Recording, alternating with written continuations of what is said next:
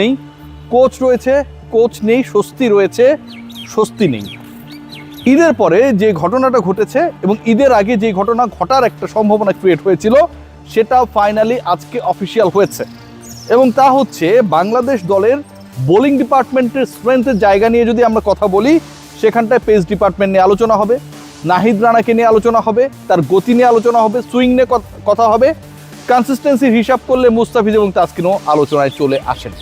এখন এই যে আলোচনা এবং ডিসকাশনসগুলো হয় পেস ডিপার্টমেন্ট নিয়ে, বাংলাদেশ পেস বোলিং ইউনিটে একটা বড় রোল, ডিসিপ্লিন, কনসিস্টেন্সি সবগুলো জায়গায় সাকসেসফুলি ভূমিকা পালন করেছিলেন শন টেইট। শ্বশুরবাড়ির ডাকে জামাই অবশেষে বাংলাদেশ ছেড়ে ভারতে চলে যাবার আনুষ্ঠানিক ঘোষণা দিয়ে ফেলেছেন। অস্ট্রেলিয়ার বিপক্ষে সিরিজ বাংলাদেশের জন্য একটা বড় চ্যালেঞ্জ।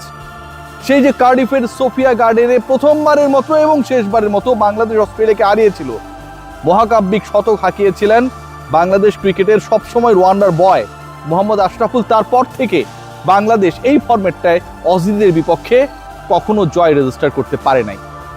এই মুহূর্তের বাংলাদেশ দলের পারফরম্যান্স, বাংলাদেশ দলের টানা 3 ওয়ানডে সিরিজ জয়, পাকিস্তানের বিপক্ষে, উইন্ডিজের বিপক্ষে, নিউজিল্যান্ডের বিপক্ষে, অনেক বেশি আত্মবিশ্বাসী করে এই দলটাকে যে অস্ট্রেলিয়ার বিপক্ষেও তারা দারুণ উইকেটে, স্পোর্টিং উইকেটে, একই ওয়েদারে লাস্ট সিরিজটা যেমনটা খেলেছিল হারিয়ে দেবে। তার আগে যদি আলোচনা করা হয়, ওই যে বলছিলাম যে পেস ডিপার্টমেন্ট বাংলাদেশের সবচেয়ে কনসিস্টেন্ট জায়গা বোলিংয়ে, সেই পেস ডিপার্টমেন্টের গুরু থাকছেন না। এবং তিনি যখন থাকছেন না, তার যখন অনুপস্থিতি বাংলাদেশকে কিছুটা হলেও চিন্তায় ফেলেছে, ঠিক সেই চিন্তা থেকে উত্তরণের ক্ষেত্রে এবং কনফিডেন্ট হওয়ার ক্ষেত্রে আমার কাছে মনে হয় অন্তত 2-1টা নাম আপনাকে অনেক বেশি ইন্সপায়ার করতে পারে। এবং সেই 2-1টা নামের একটা হচ্ছে মোসাদ্দেক হোসেন সৈকত। ওয়ানডেতে 2022-এর পরে 4 বছরের গ্যাপ অ্যান্ড দেন ফিনিক্স পাখির মতো আবারও উড়ে এসেছেন।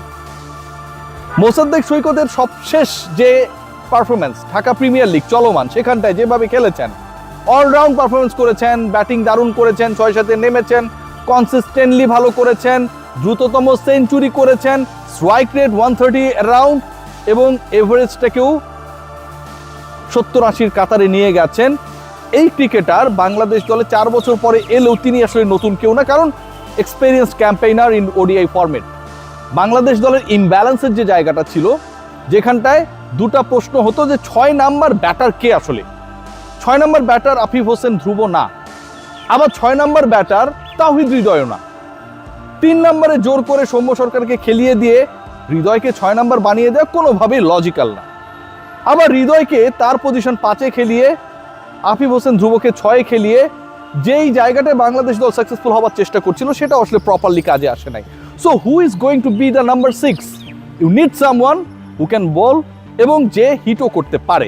সেই অপশনটায় মোসাদ্দেক হোসেন সৈকত আমার কাছে মনে হয় বিপিএল শুরুর আগে একটা বড় নাম ছিল, বিপিএল এর শেষ প্রান্তে এসে সেটা আরো বড় হয়ে গেছে। উইনিং কম্বিনেশনে চেঞ্জ আসছে এবং সেই কম্বিনেশনে চেঞ্জ আসার ক্ষেত্রে, আনানোর ক্ষেত্রে মোসাদ্দেক সৈকত আমার কাছে মনে হয় is going to be a very favourite choice. যে 11 জন ক্রিকেটার খেলবে, 15-16 জন স্কোয়াড আপনারা জেনে গেছেন, নুরুল হাসান সোহানের ইনক্লুশন নিয়ে আপনারা জেনে গেছেন। বাংলাদেশ দলে পারফরমেন্স সবশেষ 3 সিরিজে বাংলাদেশ দল অপরাজিত ওয়ানডেতে, সেটা জেনে গেছেন।